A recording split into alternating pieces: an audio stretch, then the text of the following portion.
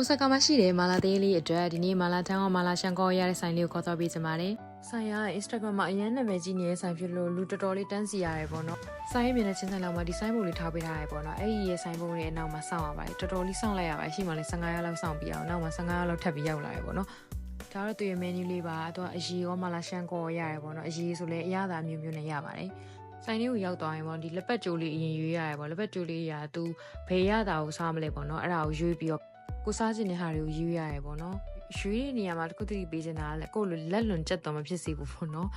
ကဲဆွဲပါပြီ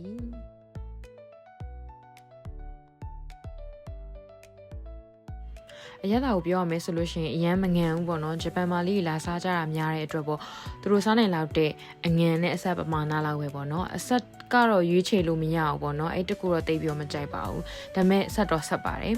အရသာလည်းကောင်းတယ်ပေါ့နော်အသားလုံးနေရွက်တီလည်းတန်တန်ရှင်းရှင်းလက်တယ်ပေါ့နော်နည်းနည်းလေးတော့စီကြည့်ရလို့ခံစားရတယ်ပေါ့နော်မာလာတန်းရောမာလာရှန်ကောနှစ်ခုပေါင်း6000နဲ့မှ80လောက်ကြာခဲ့ပေါ့နော်နည်းနည်းရွေးတာအရှိန်လွန်ပြီးတော့ပမာဏနည်းနည်းများသွားတယ်ပေါ့နော်ဆိုင်ဝင်တဲ့အနံပြောရင်းပမာဏအရင်များတယ်ပေါ့နော်စင်ပြေလာရပြည်တယ်လို့ okay လို့ပြီးတော့သဘောကျတယ် coffee လည်းအပူရရပေါ့နော် FOC ချပေးထားရပေါ့နော်ဒါပေမဲ့အနောက်မှာလည်းလူတွေအများကြီးတန်းစီနေရဖြစ်တဲ့အတွက်အပြုံယူလာပြီးတော့ဗလီညင်းလင်းခံပြီးတော့အစိမ်လေးနဲ့ပဲတောက်လိုက်ပါတယ်ဒါလေးကတော့ဆိုင်လေးစားလေးတွေပါ